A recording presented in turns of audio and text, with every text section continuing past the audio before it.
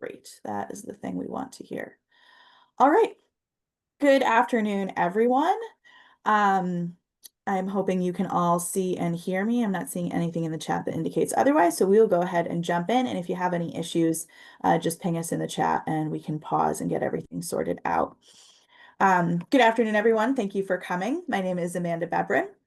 I'm the Director of Housing Advocacy at the CDP, and today's workshop is Housing 101, Building and Advocating for the Homes We Need, as part of the 2025-2026 Lower Cape Housing Institute curriculum. And off the top, I'd like to thank our 8 community preservation committees from across the Lower and Outer Cape for providing funding that helps to support this program. All right, let's dive on in. So let's get started with some context and some guidelines for this session. First, let's find out who's with us today. If you could all put your names and your affiliations in the chat, what town you're from, if you're on a board or committee. We'd love to know who you are and where you're coming from. I did see some new faces and some familiar faces as I was watching everyone come in. And secondly, this session of Housing 101 as presented at an introductory level. Some of you might have experience with housing and some of you might be brand new and some of you might be somewhere in between. So whatever your background, there's plenty to learn and discuss. And we just ask that you give each other space to pose questions and engage with the material at your own pace. Today's session is really about getting our arms around where our housing challenges come from, and some very high-level solutions that we can pursue as a region. And if you have questions, feel free to put those in the chat. We will leave some time at the end to talk through anything else that is on your minds.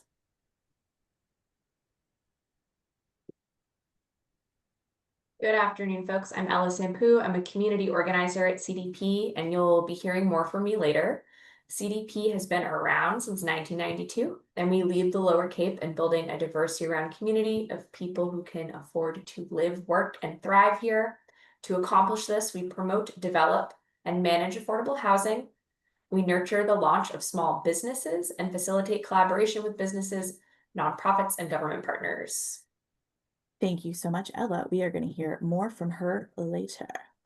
So today's workshop is part of the Lower Cape Community Housing Partnership, which uses traditional community organizing and leadership development strategies to increase the capacity of towns to meet the housing needs of their residents in multiple ways.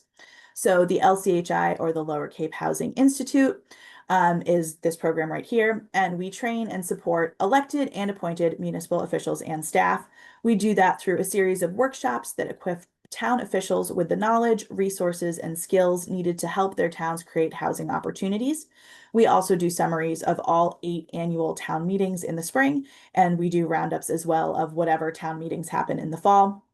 We publish a monthly newsletter called Under One Roof that also tracks town updates and provides information on our programs and opportunities like this one, as well as other workshops and resources from other local, regional, and statewide organizations. This year, we're really excited to be incorporating economic development into this year's curriculum.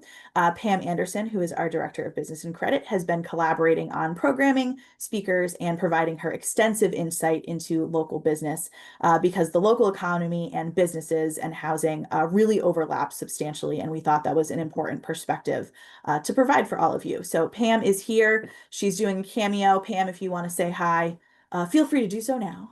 All right. Hey, everybody. I'm looking forward to the 2 sessions that we have planned this year with Amanda. We are working hard on them to really talk about the intersectionality between housing and small businesses.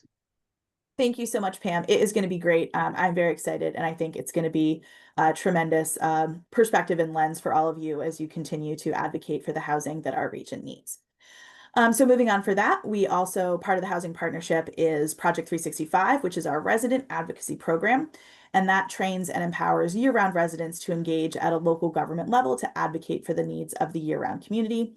A lot of that focus does tend to be housing, but we also support town efforts to develop wastewater infrastructure and initiatives around childcare, transportation, the local economy, and lots more.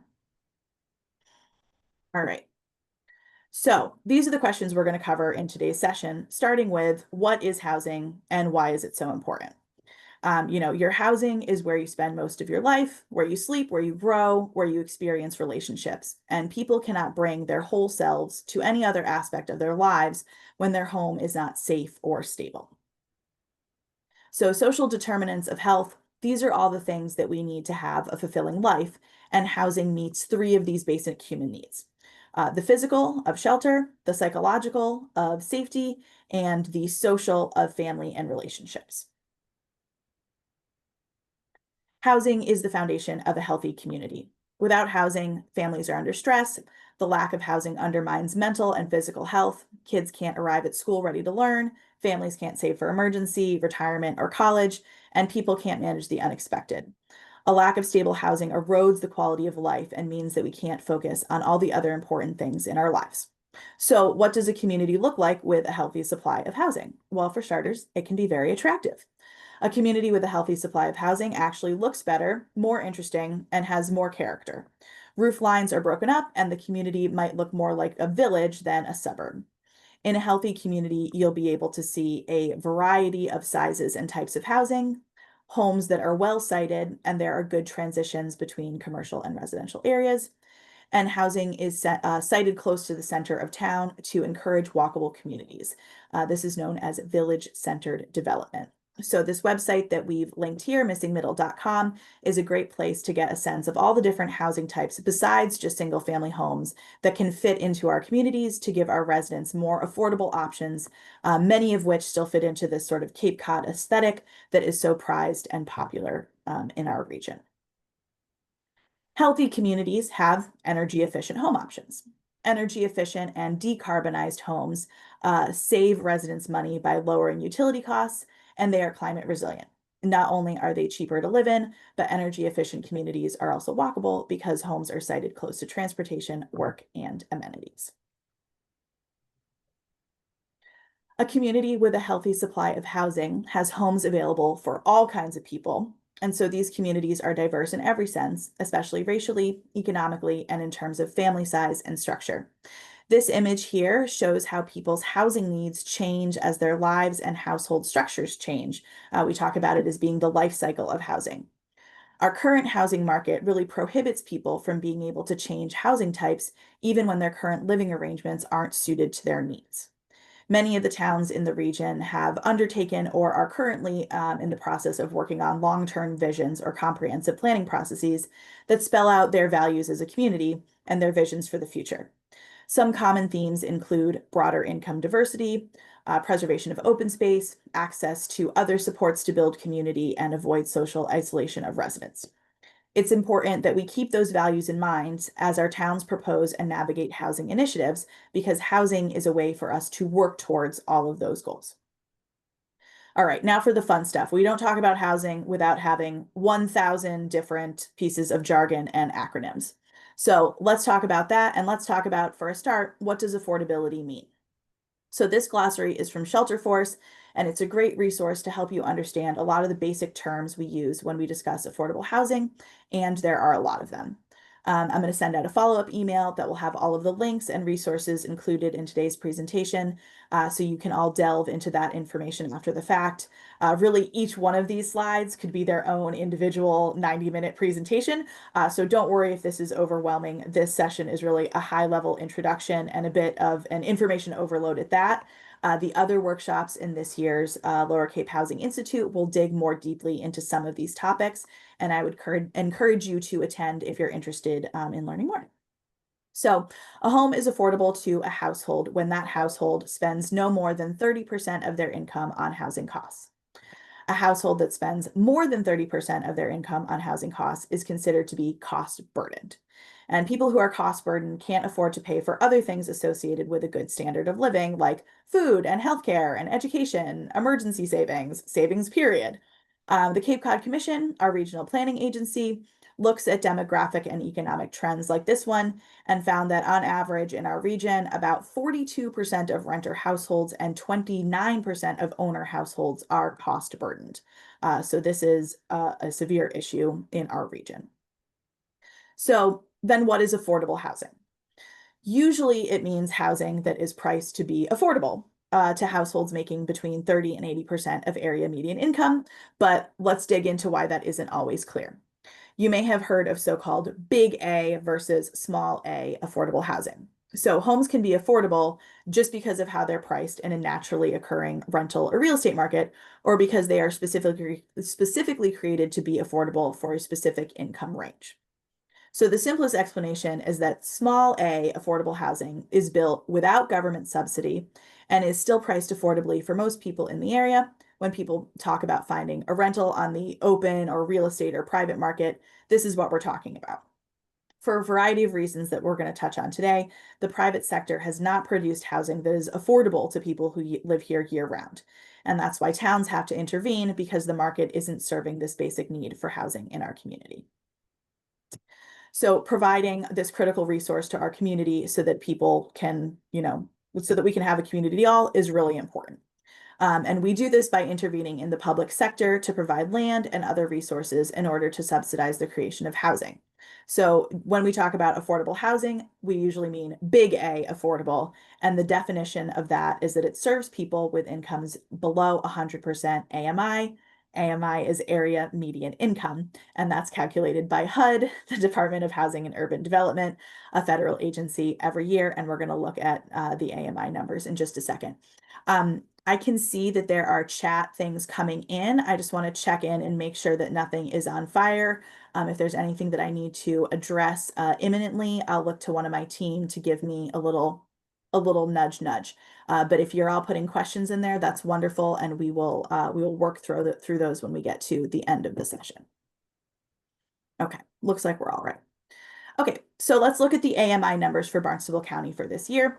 When people talk about affordable housing, they often don't have a good sense of who qualifies or who's served within those ranges. What does that really mean in terms of the numbers? So this graphic shows the difference in AMI calculation from 2024 to 2025. The standard that you see over on the left is that it's for a family of 4 at 100% AMI.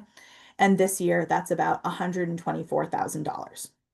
You can see over on the right that the Cape Cod Commission looked at earnings across our region and found that on average, median household income for the lower and outer Cape is around $82,000, and individual wages came in somewhere around $56,000 for a year. So both of these figures are well below not just 100% AMI, but the 80% AMI threshold. So when we consider the typical jobs in the area and the sectors in the area, like hospitality and the service industry, landscaping, supportive services, direct care, many of those occupations have incomes that typically would qualify for affordable housing. One of the frequent acronyms that you hear in affordable housing is SHI or SHI. And someone told me once that only on the Cape do we refer to it as the SHI. So apparently that's one of our little, like, are you from here? Are you from somewhere else? How you talk about the subsidized housing inventory. Around here, we call it the SHI. And it stands for the Subsidized Housing Inventory. And this is how the state tracks affordable units for the purposes of 40B, another piece of jargon, which we'll talk about next.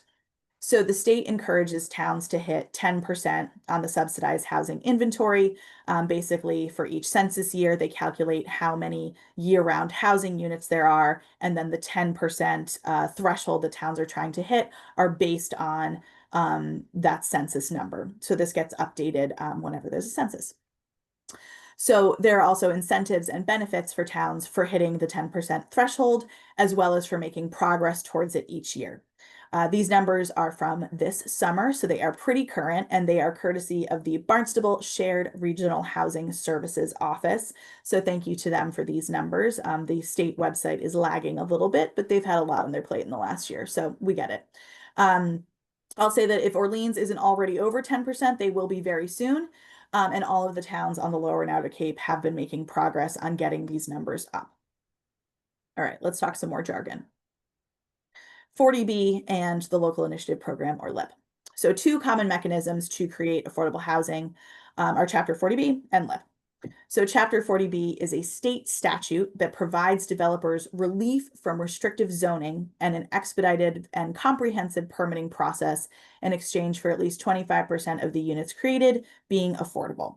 It is often called anti-snob zoning, since communities can't object to a project based on density, height, or the aesthetics of the project. Health, safety, wastewater, and environmental regulations do still apply. This has created the most affordable housing in the state compared to any other mechanism. It provides an incentives to towns that meet a 10% threshold on the subsidized housing inventory, because once towns have hit their 10% threshold, they have the option to refuse 40B applications. They don't have to, but they have the option.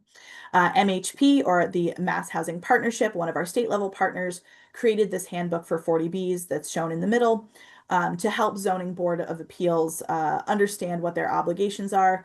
You know, if you have insomnia, it's a great bedtime read, and chock full of useful information. So if you're a ZBA member or just curious to learn more, this really pulls it all together.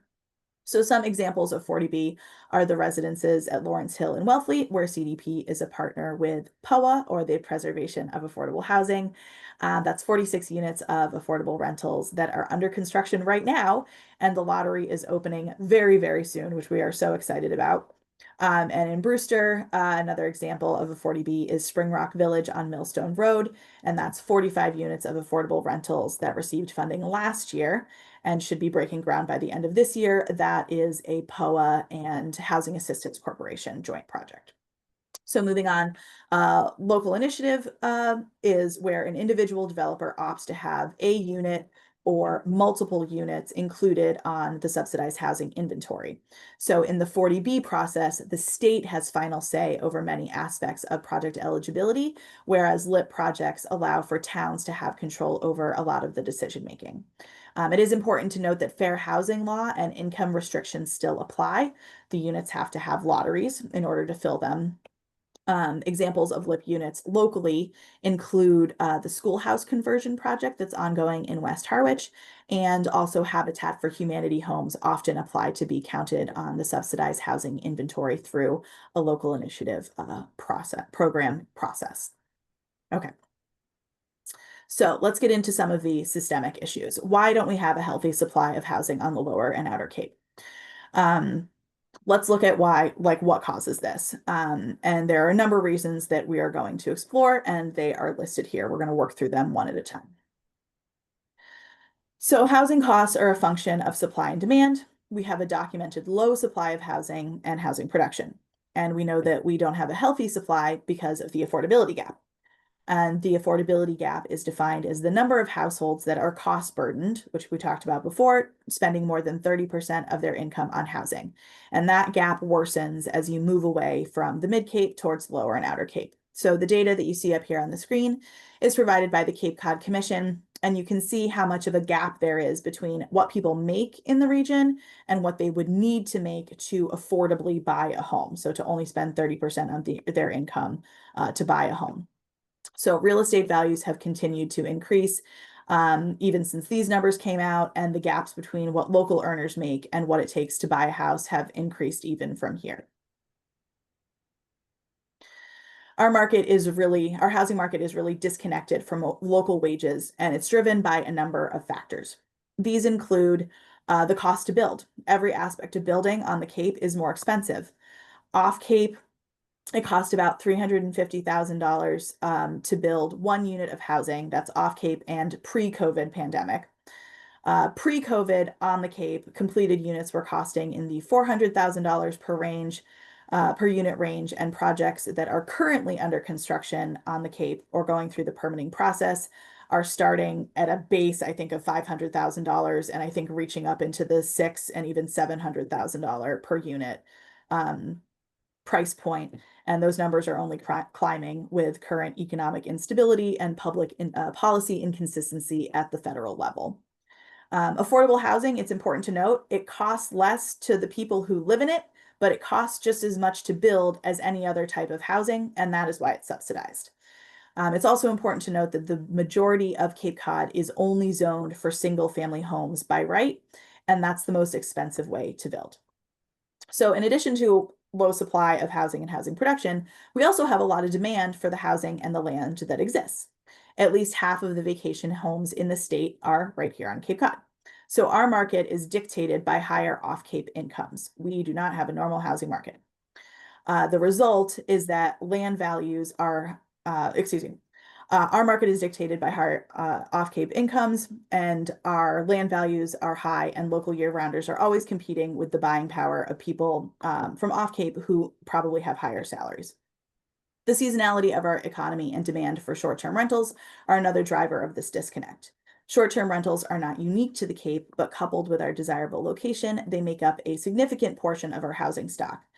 These are units that may sit vacant for most of the year. They could also be used as second homes, and that's still a profitable endeavor for the property owner. You can see these example numbers from Provincetown's housing needs assessment that they'd completed recently on the right side, to see what the difference would be if it were rented out year-round versus the money that property owners could make if they rented it out on a short-term basis. All right. Whatever your zoning makes the easiest to build is what you're likely to see the most of. And the Cape's overwhelming development pattern is single family homes on 1-acre lots. Last year, the state put out the Affordable Homes Act, which made ADU creation allowable by right everywhere that also allows single family homes. But there's still a lot of barriers to being able to create ADUs or accessory dwelling units. As I mentioned before, very little of the Cape is zoned for multifamily or multiple units by right. And on top of all of this, changing zoning takes a supermajority at town meeting, which can be difficult to get. State legislation from a few years back changed that threshold for certain zoning changes, but not for all of them. So you really do need to have good public support to be able to pass zoning changes. Some infrastructure notes. Zoning is limited by the availability of municipal water and sewer, which determines how many people can occupy a particular unit of land. Historically, towns have resisted creating infrastructure for fear of encouraging development, especially multifamily housing development. And recently, we have seen septic and water quality issues being cited as a reason not to pursue building at any sort of density. And water quality and wastewater issues are certainly something to be taken into consideration and something to solve for. I don't think there's anyone on Cape who is indifferent to water quality and our water resources. However, we're also seeing a lot of towns tackle centralized sewer systems, which is the key to unlocking density. Provincetown has an existing sewer, and Orleans, Eastham, Chatham, and Harwich are all pursuing large-scale sewer projects, which is cool to see move forward. So a lack of public support, question mark? I should really say a lack of perceived support or perceived lack of support. Many people do support housing because, they need it. But they're working multiple jobs or taking care of children, or they're uncomfortable speaking up at a town or committee meeting. There was a 2018 study that watched thousands of hours of planning board and I think ZBA meetings to see who showed up to comment on housing initiatives. And the findings were, this was from across Massachusetts, and the findings were that overwhelmingly meeting participants were older, male, white voter homeowners who showed up mostly to oppose housing. So for my town board and committee members in the audience, the takeaway is to be aware of whose perspectives are being represented in meetings and whose are missing. It's worth thinking through the barriers that exist that keep people from participating. Maybe they don't understand how local government works or when they can participate. There may also be language, transportation, or other accessibility barriers as well. For those of you who are residents and hopefully advocates as well, know that showing up to give your perspective is really valuable so that we can make land use policies and pursue housing strategies that benefit all of our residents. All right, we can't talk about housing and not talk about NIMBYs. We're going to talk through some frequent objections so you know what you can expect to hear and to understand how to respond to these concerns and to further understand that these voices don't represent our entire communities. This is a really brief slide. There are plenty of credible rebuttals to all of these arguments. These are really just to give you an idea of how you can respond. People who are not supportive of housing are known as NIMBYs or not in my backyard. Or as we put it casually in housing, everyone supports affordable housing until it has an address. So no matter where you are, it always has the same sorts of comments, so much so that my team has a NIMBY bingo card that we play off of when we sit through meetings sometimes. So you can prepare for some of these comments, but still be sure to listen and address people's concerns when they are reasonable. And I think it's important to note that there's a difference between people who have an actual concern and people who voice something as a cover because they don't want to come out and say that they don't support housing or they don't support change. Some will object, for instance, that village-style development will create a major fiscal negative. The One Cape Summit that the Cape Cod Commission hosts every year, last year they talked about this quite a bit and showed that mixed-use developments in central areas are actually a critical way to generate tax revenue for municipalities. It makes sense to develop where transportation, town services, and infrastructure are already being provided.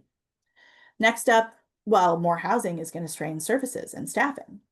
Well, our communities are already designed around peak summer capacity for tourists, and our year-round populations are a lot smaller than that. Well, what about the traffic? The traffic. It's Ella's favorite thing to get to talk about is traffic and housing. The same idea as above. Year-round, our roads are much less busy than they are in July and August. Honestly, at this point, I think traffic is part of the Cape Cod vacation experience. Not for us local peoples, but for the vacationers.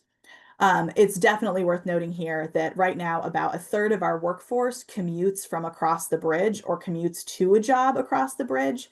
So people living closer to their jobs actually helps take cars off the road. All right, but what about all the kids that end up living in affordable housing?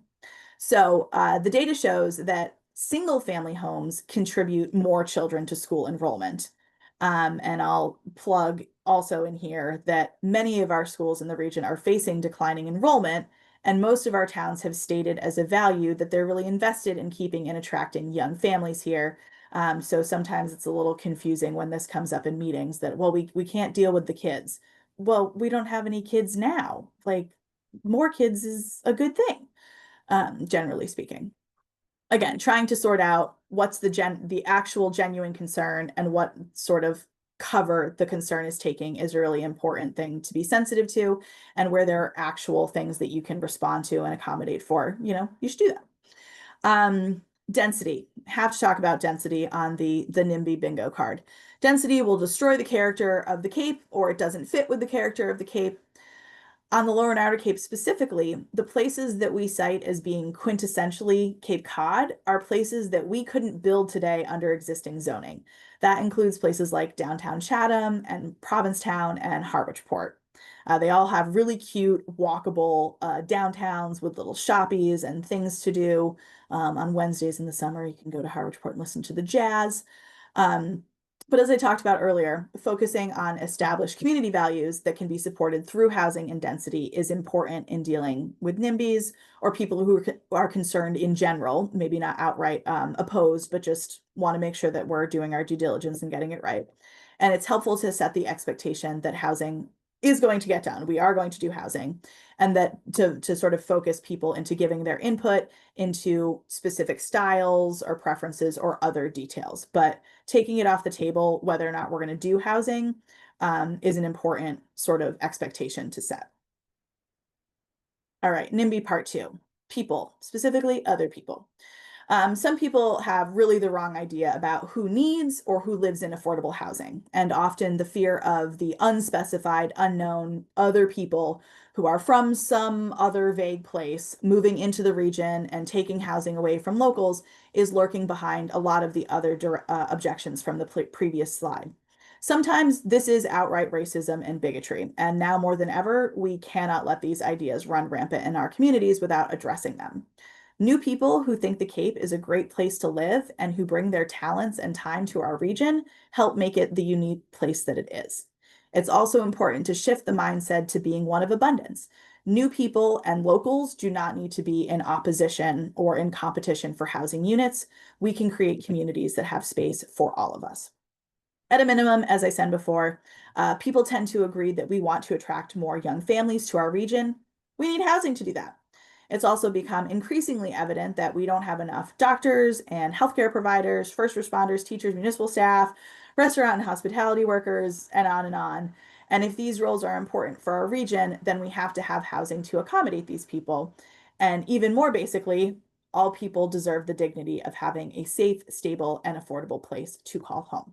And we hope that's on Cape Cod. I'm going to turn it over to Ella to talk about who needs housing. So the need for community housing is a nationwide problem. No county in the country has a matching median home price and a median income. And yet moving housing projects and zoning changes forward is still a slow and difficult process. we're going to talk about how you can make the case for housing in our region. You need to know your data. This slide lists a number of data sources that can be used to make the case for why housing is needed and who needs that housing. A useful way to understand need is to look at recent housing lotteries that have happened in the area.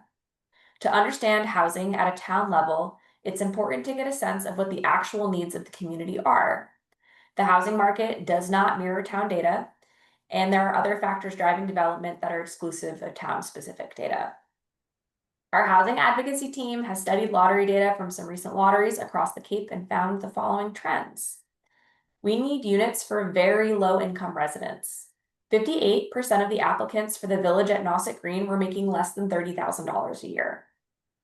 Brewster Woods had 85% of applicants qualify at 60% AMI, which is less than $60,000 a year. We need one-bedroom units. 82% of the applicants are one-person households and 13% are two-bedroom households. So at the Brewster Woods, it's one. The need for one bedroom to two bedrooms is 2 to 1. The lottery at the village in Nauset Green shows similar findings. And we also know that the average age of our region is going up, so smaller households need smaller units. And lastly, this data showed that mostly applicants are already living in Barnstable County. Also on the list of sources are housing production plans and housing needs assessments. Towns do housing production plans that include a needs assessment, which can give you some baseline data. If you don't have the data, you need to make housing production decisions. You can pay for it. Towns that have recently done or are doing this process include most of the towns in our region, including Provincetown, Orleans, Chatham, Brewster, and Harwich. And these plans set out not only existing and future needs, but set goals and prioritize strategies to create housing. Let's talk about how many earners it takes. Earlier, we talked about AMI, which is area median income, and how there's a huge gap between what local people earn and what it takes to afford to buy a home or rent a market rate unit, frankly. All of these numbers and acronyms can be very sterile and sort of boring to try and understand, so whatever you can do to humanize these issues and illustrate it for people is really valuable. We've got an example here of visual data that the Cape Cod Commission can update for your town to help you communicate about the housing crisis in your community. Essentially, it shows how many people it takes to earn enough to own or rent a home in the top 5 industry sectors. This data was last updated in 2022, but it already shows that it takes way more than even 2 adults working full-time to be able to afford to live here. We worked with a team of grad students from the Tufts Urban and Environmental Policy and Planning program this winter to dive into strategies that were effective to build support for affordable housing. They helped articulate and validate what we've experienced. Stories are more impactful than data. It's important to know your data, but don't rely on citing figures or percentages to convince people. Values and stories resonate with people. Who are the people who are impacted by the housing crisis? If they're willing to share, having their stories is a powerful way to make the case. Doubly so if they will come share themselves in board or committee meetings or on the floor of town meeting. CDP produced a media campaign in previous years called "We Can't Afford to Lose the People Who Can't Afford to Live Here." It featured a local business owner, a local family, and local seniors who were struggling to remain stably housed. You can see some of the material here, and you can visit our website for short videos you can share of these people sharing their stories. I'm going to turn it back over to Amanda to talk about what affordable housing can look like. All right, thank you, Ella. So the elephant in the room is that historically, affordable housing didn't really used to look the best. Thanks to the Fair Housing Act, though, which created rules against segregation, we know that affordable housing developments are more successful when they mirror organic neighborhoods that are made up of diverse households and especially diverse incomes. I know we just said that the lottery data shows that we need smaller units, but the future really is intergenerational housing that allows for one-bedroom units as well as units for families. Shifting our development patterns and mindset away from single-family houses on large lots to multiple unit developments, including in village centers, is going to take some work, and that's why we're here today. So we allow for large single-family homes to be built by right, but the same design and square footage gets rejected if it houses 4 units. Or a number of units gets proposed for a development, and without even seeing what it could look like, people turn out to oppose the project for being too dense. The team has seen this happen in real time. I'm not making this up, that there's a number that's proposed, and based on nothing, people go, oh no, that's too many. That's too many. The numbers should be smaller. All of which is to say that numbers really can be meaningless, and a talented architect and team can make a range of units look great and still fit in with the surrounding character and area. So housing can be dense, and it can look good, and it can fit in with our communities. We need to embrace density, including focusing on developments of 40 units or more, because it takes the same amount of time, energy, and engagement, at least in terms of the town's effort, to build 10 units versus 100 units. Very low income households need the support of on-site property management, and developments with fewer than 40 units can't support on-site property management.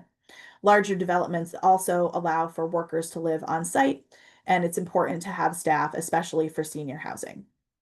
A major source of subsidy is the low income tax credit, or LIHTC, and when that's removed, it leaves a huge gap that has to be filled by town resources, and it gets very expensive very quickly, and LIHTC really can only be used for larger developments.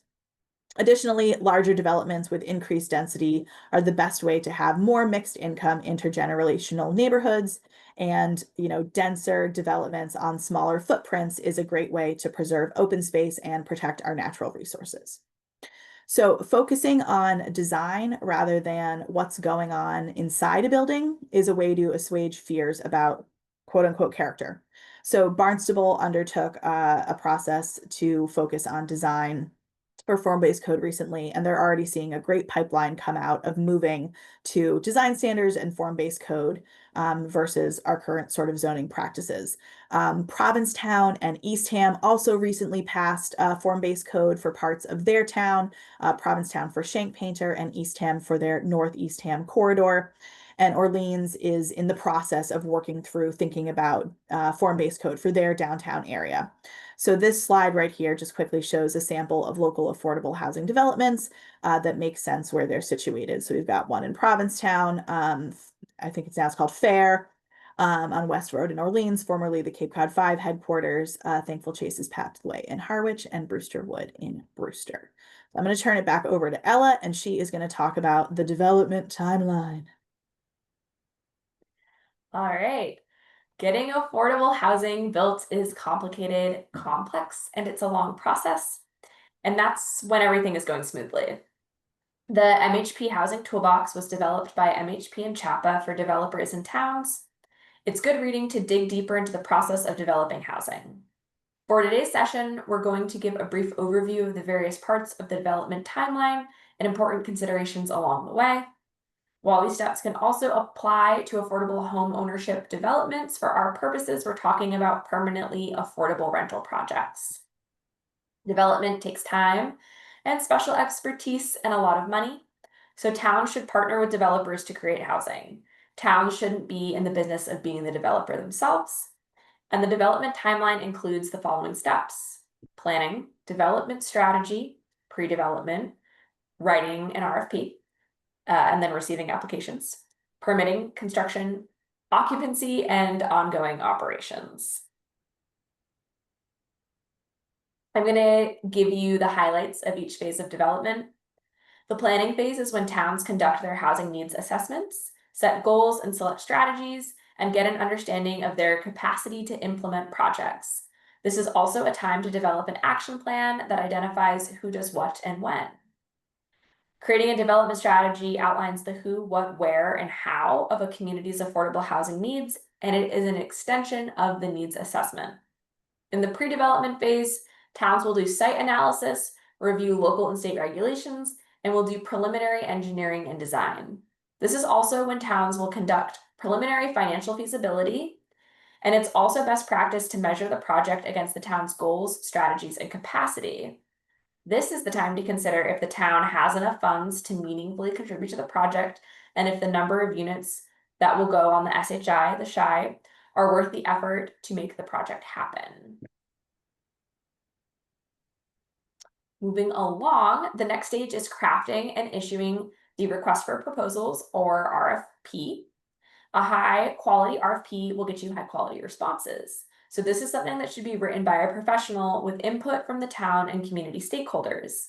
The key to a good RFP is to balance requirements with enough flexibility for developers to be able to respond at all and not come back with responses and to come back with responses that showcase their skill and creativity. Evaluating the responses to the RFP is also a point where towns should seek professional support from a financial consultant. Affordable housing finance is extremely niche, and even people with general financial backgrounds won't be well versed in what they're looking at. Last year, we did an LCHI workshop on RFP and developer selection best practices that you can watch on our YouTube channel if you are interested. Once a developer has been selected, the project goes through the permitting process. This is often where NIMBY lawsuits tie up progress, so it's crucial to continue to engage with the community and do outreach to the abutters and neighborhood so they have accurate information about the project and any impacts on them. The CDP did community engagement work for our own project at the residences at Lawrence Hill and provided engagement services to the community builders for their Province Post project in Provincetown. As a result, both projects were able to move through the permitting process within a matter of months with no objections, which is an outcome that is almost unheard of in affordable housing development. Construction comes next, and that covers everything from selecting a general contractor to overseeing construction, developing a management plan, and preparing for occupancy by developing an affirmative fair marketing housing plan. This is part of federal fair housing law and provides regulations for how the units are marketed and how the lottery is conducted to ensure the units are filled in an equitable manner. Once a project is built, the developer will close on permanent financing. The lottery will be carried out to lease the units to tenants, and the developer will figure out the details of property management and providing supportive services to their tenants. For affordable housing, having services such as financial and case management to support the well-being of tenants is an important part of setting tenants up for long-term success. All of these steps can take anywhere from 5 to 15 years to complete. Some key takeaways are that successfully developing housing requires a lot of coordination among town staff, boards and committees, the community, and development professionals. Each of these pieces takes a lot of expertise, so when in doubt, please ask for help. Towns can lean on organizations like the CDP, Housing Assistance, Cape Cod Commission, MHP, and CHAPA for help with technical assistance and a range of questions. And beyond that, it's best practice to hire consultants who specialize in these fields to ensure a thorough approach leading to the best possible outcomes for the town. In this case, high quality housing that fits residents' needs. Funding is a puzzle that the developer is responsible for piecing together. There are a number of local funding sources that can be put towards housing, which we have listed here. It's important to encourage a stable source of significant revenue for housing, and this can be done by bonding CPA funds to leverage a steady income stream to borrow larger amounts of money, knowing the amount and status of short-term rental monies. 7 of 8 towns in our region have policies to allocate funding to housing or housing adjacent priorities like wastewater infrastructure. For the Lower and Outer Cape for the fiscal years 21 to 24, the short.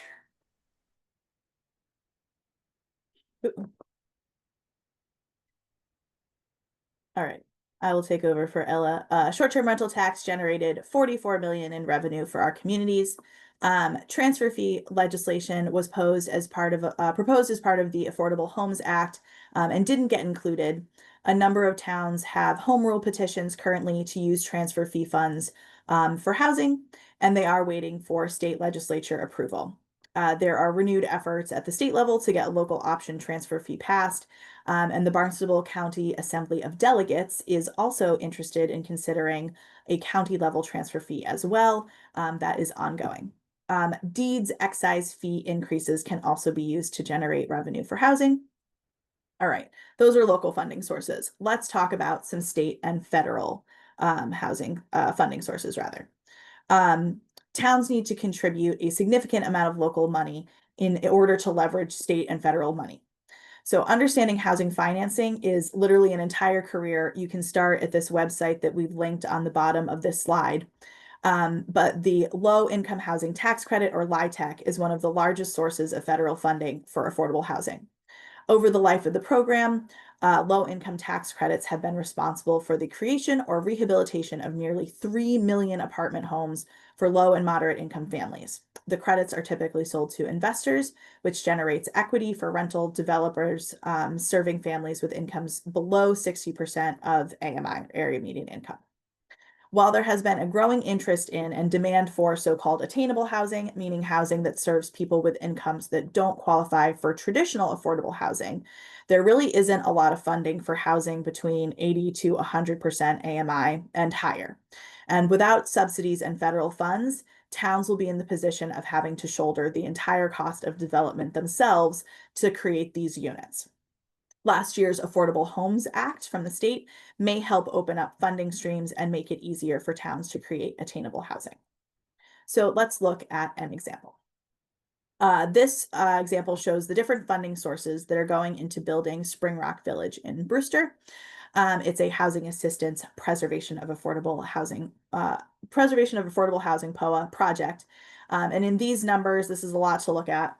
But you can see that the town of Brewster, through CPA, Community Preservation Act funding, and their Affordable Housing Trust, they put in local funds that were then leveraged to unlock state and federal funds. So applying for tax credits and state and federal funding is really competitive, and the state will want to see that the town has contributed funds to the project. That signals that the community is supportive of the project and it's likely to move forward without too many issues.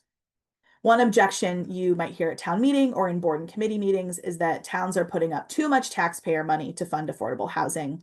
But even from these numbers, we can see that this project leveraged $1.5 million of local funds to unlock considerably more in state and federal funding. So $1.5 million local contribution on a $32 million project is really a small piece of the puzzle, although an important one. Local funds are important, and in dealing with concerns from the public, it can be useful to put it in perspective how much funding is from taxpayers, not just from across Massachusetts, but from across the country. Our communities have the benefit of having the housing located in our town or close by our towns, and the towns then additionally often ask for local preference to prioritize people who live, work, or send their kids to school in town. But really, the majority of funding is coming from outside of the town itself. The idea here is just to show you how many different streams of funding can be involved in creating a funding package for housing developments. It is not unusual to have a dozen or 24 different sources by the time it's all said and done. Each funding commitment comes with its own strings and plenty of paperwork, and successfully closing on development funding is a months-long process that involves many staff hours and a lot of attention to detail and expertise. Getting housing built is a balancing act. On the one hand, you've got cost and requirements, and on the other, you've got funding and debts. As the timeline gets longer and the markets fluctuate, costs can increase to the point where the project is no longer economically feasible. That is its own incentive to move the process forward as quickly as possible without sacrificing quality. So, what do we need to do to get the best housing? My favorite part about housing development is that we already know the answer to this. It's a combination of all of these different puzzle pieces that you see up on the screen here, and we're going to talk about those now. So don't underestimate the importance of great community engagement. It literally is the secret sauce. And great community engagement comes from having a great team. And that should include, let's look at everybody. There we go. Your great team for community engagement should include your housing trust, your housing partnership or committee, the planning board, town staff, and your consultant team. For maximum efficacy, everyone should have a clear understanding of their role in the process. There's plenty to be done, and it's important that everybody sticks to their own piece of the puzzle. Next, understand why it is that you're doing engagement. There are lots of different reasons for this. Engagement for planning looks at longer timeframes and revolves around community values and vision. Strategic plans, housing production plans, and local comprehensive plans all fall into this category. Pro tip, if it's got the word plan in the title, that's a good indicator that it falls into this category. Engagement can also be done for a specific project like Ella talked about earlier. And in this case, engagement helps move through the RFP and permitting processes. It helps to build consensus and to get the community to buy in to be able to move the project forward. And the last category is more general, for ongoing education. And this is always a worthwhile undertaking as it's important to combat misinformation, myths, and misconceptions. There's a little bit of that out there these days. This is where you can craft and shift the narrative around housing, who needs it, and why it's important to our communities. The rebuttals to NIMBY objections that I mentioned earlier can be used proactively to talk about the value of housing to our residents and the health of our communities and region. Having ongoing conversation with your town's residents is critical to creating a culture of support for housing, but you have to be really creative and intentional, and basically you have to do it forever. Based on your engagement purpose, it's important to think about who the community needs to hear from and how best to engage them. So some things to consider are, how can you make the process more accessible to increase diverse input? We talked earlier about who typically turns out to meetings to speak out about housing, typically against it. So how can you get more voices involved in the process?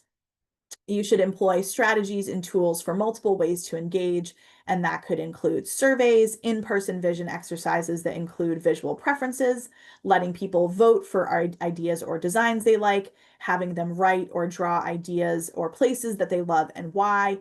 You can even use Legos to imagine different building compositions. Some communities take advantage of walking and site tours to let people experience the place in real time as well. These are just, a smattering of strategies that can be employed. Strategic outreach to particular groups, especially those who don't or can't participate, getting input from parents, getting input from kids themselves, reaching renters, reaching people who don't work 9-to-5 jobs, people of color, like people who typically don't participate in our local government process. It's really important to put in some time and thought into how to get their input and incorporate it into the decision making. There are some real barriers and reasons why people don't or won't participate. And it's not enough to just put a survey online or hold a single evening forum and sort of call it a day. True engagement is iterative and repetitive. For every engagement process you undertake, part of that process should be evaluation and reflection on who participated and whose voices are still missing. It does take extra time and cost to engage more people than just those who are excited and willing and available to participate, but it's also really important to have broader input and perspective represented. We did a great workshop about barriers to community engagement 2 years ago. That is also on our YouTube channel and is worth a watch if you're interested. And we are going to do another session, sort of like a 201, building off of that one in October about messaging and community engagement. So to sum up, I'll say that for all the time and expense and effort, the benefit of creating a culture of community engagement is that you start to demonstrate to your residents that you really do want to hear from them. It's not lip service. And when you demonstrate that you made decisions based on what you heard from the community, it becomes much easier to move things forward, and you do have consensus around your vision and projects and values. Okay, let's talk about everyone's favorite things: infrastructure and zoning. So towns need to create the conditions for housing development by providing infrastructure, which are barriers to housing development at density that makes projects feasible. So towns should support infrastructure, and that includes municipal water, wastewater, and transportation. We mentioned earlier that there are towns doing sewer projects, and that includes Provincetown, which has an existing sewer. Eastham, Orleans, Chatham, and Harwich are all working on wastewater treatments / sewer facilities. Other options include that towns can apply for MassWorks grants to pay for infrastructure projects that support housing, such as on-site wastewater treatment systems. A really good example of this is our CDP POA collaboration project at the residences at Lawrence Hill, where the town of Wellfleet applied for a MassWorks grant to construct a sewer plant that will serve not just the 46 units of housing, but also the fire station, police station, elementary school, and some nearby homes. And MassWorks awarded $3 million to support that effort. So I think in the end, it cost the town, very little. Certainly staff time, and investment in sort of that in kind way. But as far as the tax base and the tax burden is concerned, the MassWorks grant, I think, covered the bulk of it. And lastly, towns should use town-owned land to create affordable housing where possible. This can almost be seen as a subsidy in and of itself because land is so scarce and so expensive that eliminating the acquisition cost of land to the developer helps lessen the overall cost of the project. At its base, zoning should work for our communities and not keep us from having the development patterns and spaces that we want and that we need. Like we talked about before, what you zone for is what you end up with because it's the easiest thing to build. So if you want dense village-centered development as the best way to address the housing crisis while also protecting our environment, then zoning has to get changed to allow for multifamily development by right. And there are lots of ways the towns can do that and customize it to their needs and their preferences, and have it fit in and still be a great outcome for the community. One thing that you can consider along that line is form-based code, to get your community agreeing on design elements and away from talking about who lives in a building and thinking more about what the buildings look like. As we've mentioned, several towns have passed or are working on form-based code in some capacity. And as of last year, ADUs are now allowed by right in all residential districts, thanks to the Affordable Homes Act.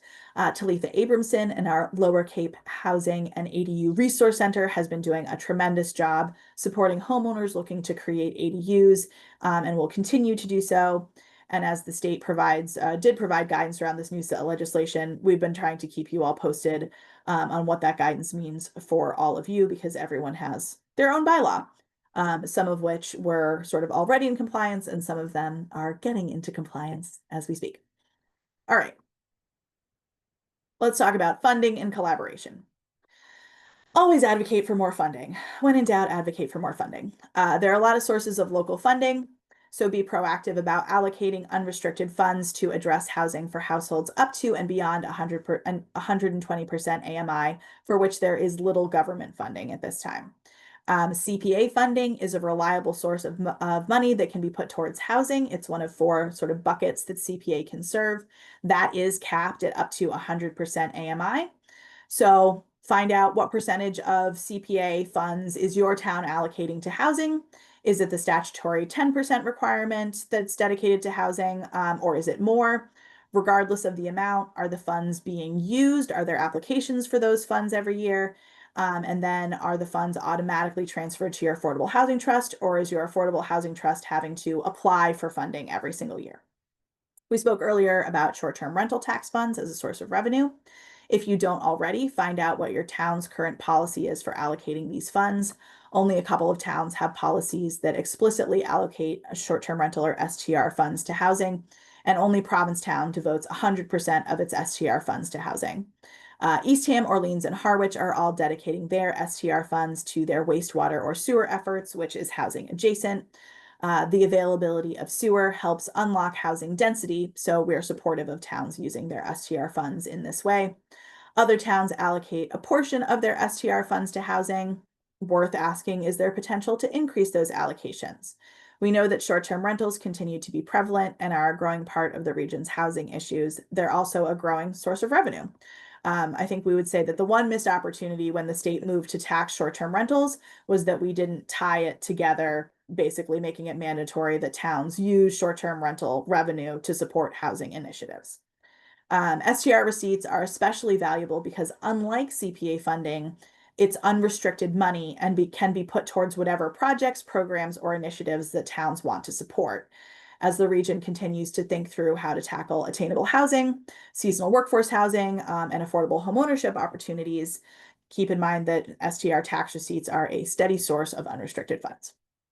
In addition to bonding, cell tower lease funds, and the other sources of local funds that we mentioned earlier, towns should also be on the lookout for new sources of revenue, because the more money towns can contribute to housing, the greater the range of opportunities and options they can pursue. On the other side of the slide, on the right, under collaboration, it's important to understand the role of your municipal affordable housing trust. 7 of 8 towns in the region have one, and the last town is in the process of adopting one.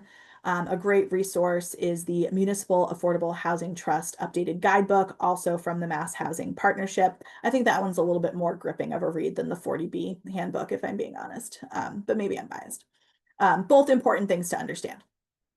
Basically, a municipal affordable housing trust allows a town to build funds for housing production and respond to opportunities more quickly than waiting for a town meeting. It's critical to creating a stable and predictable revenue source for your trust. And if you're in a town that already has a trust, you can find out all the different things that they're up to. All of those meetings are public. You can find out what the trust balance is and the things that they spend money on. But it's a great tool that the region has been making good use of.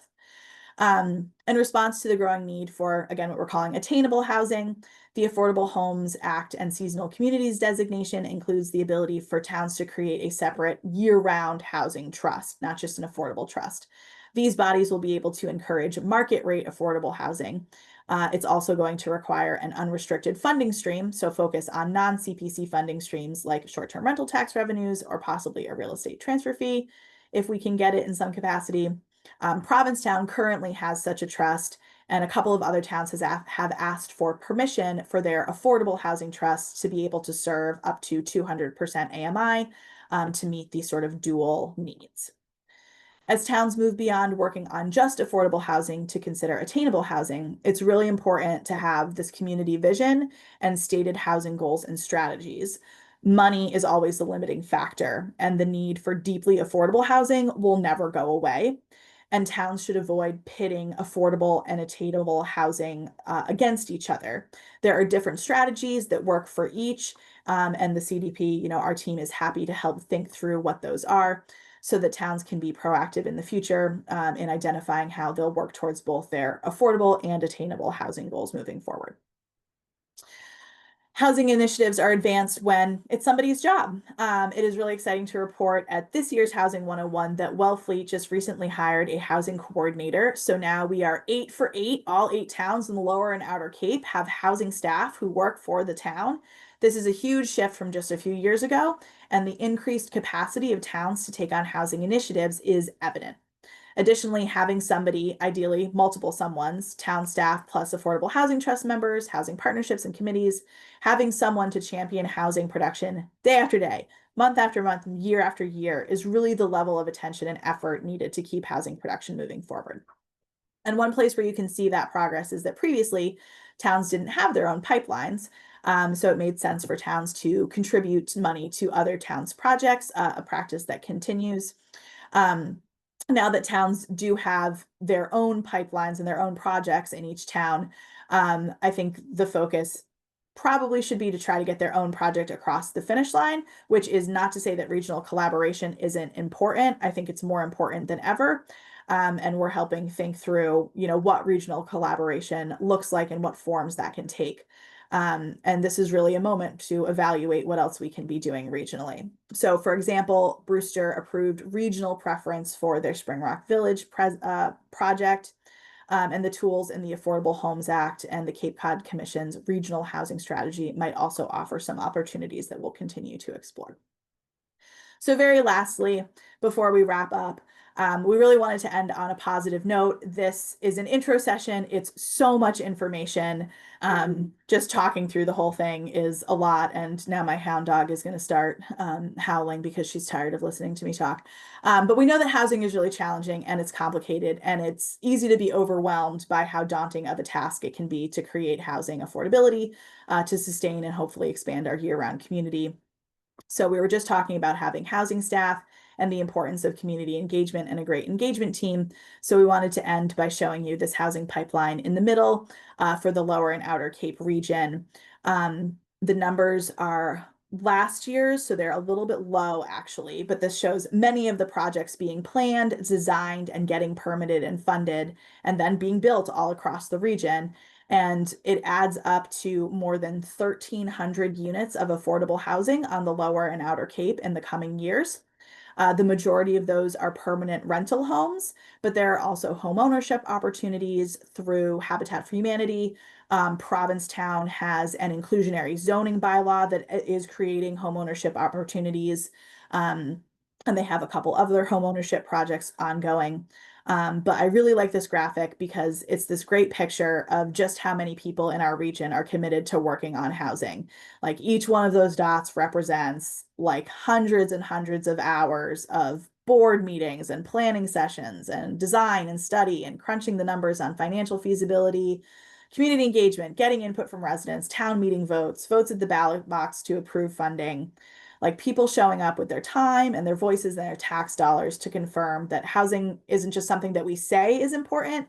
Housing is something that we do and that we work on and that we'll keep working on. And to me, that's really hopeful and beautiful because it comes down to being about people, something that sometimes gets lost in the shuffle when we talk about housing, and fighting for the people who make this region such a special place and a coveted destination. So that is, to say the least, everything that we've got for you today. I think that should keep you thinking about things for weeks to come, to unpack it all. But thank you all so much for being here. This is just the start of the 2025-2026 Lower Cape Housing Institute. Our next session is on messaging and community engagement. That is going to be in October. Pam and I are hard at work lining up our guest speakers and pulling everything together. But this session in particular is one that our attendees have been asking about the last couple of years. And so we're responding. We're going to talk about it. So thank you all for being here. I'm going to stop sharing my screen and I'm going to take a look at the chat, and hopefully it doesn't say we can't see you and we can't hear you. If anyone has, are there supposed to be graphics? Only seeing Amanda's beautiful face. Oh no, we do have the slide shared. Okay. Does anybody, okay, Francis, you mentioned year-round housing trust. Please compare and contrast that with an affordable housing trust. Thank you. This is a great question, Francis. So an affordable housing trust is restricted to only being able to serve, I think, up to 100% area median income, which is really important. We know that low and moderate income households struggle with affording to be able to stay here and are going to continue to as costs rise. We also know that there are a lot of people who are in this sort of like missing middle housing piece where they make too much money to qualify for subsidized big A affordable housing, but they also can't compete on the open market. So as part of the Affordable Homes Act and the Seasonal Communities designation, communities that opt in as seasonal communities can create a year-round housing trust. So basically it would be to pursue strategies that help people who don't qualify for traditional subsidies with housing, but still can't compete in sort of this open market. And that could look like a range of different strategies, but basically it would be a separate body because legally affordable housing trusts can't work on projects that exceed their income cap. And as I mentioned as well, Community Preservation Act funding is also capped at 100%.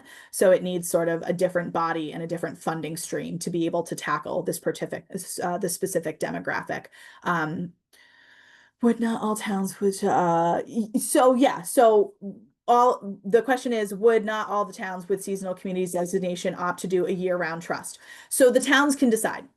So Provincetown has two different bodies. One is called, I'm going to get the names wrong. One is called the Community Housing Council, and the other one is called the Year-Round Market Rate Rental Trust. Just has this horrible long string of letters that I get wrong every time. So they have two different bodies. That's worked for them. A couple of the towns have petitioned the state, even before the Affordable Homes Act came out, to say, we want our affordable housing trust to be the one body that deals with everything regardless of income. So can you please up the ceiling of what our affordable housing trust can work on so that they can consider a greater swath of incomes. They'll just need to be sensitive to not using income restricted funding on projects that exceed those AMIs. But the towns have a little bit of option of how they want to do it. And this is still pretty new, so I think we'll see a lot more on that in the coming year and 2 years. But thank you for those questions. Any other questions? And you all can reach out to me after the fact. You have my email, my cell phone. I'm a millennial. I sleep with it on at night. So please don't hesitate to reach out. I will be sending out this recording and all of the resources that we talked about. I'll link to our YouTube so you can watch previous sessions that we've done. But really the team is here for you. We answer all sorts of questions. We chase down data. We're fun to talk to. I can't say enough about my team. I get to work at an incredible organization. So I'm not seeing anything else in the chat, and I'm going to give you all 16 minutes back to go live your wildest dreams. But thank you all so much for being here, and I look forward to seeing you all at future Housing Institute programming. And thank you for the work that you're doing or that you're going to be doing to support housing in our towns across the region.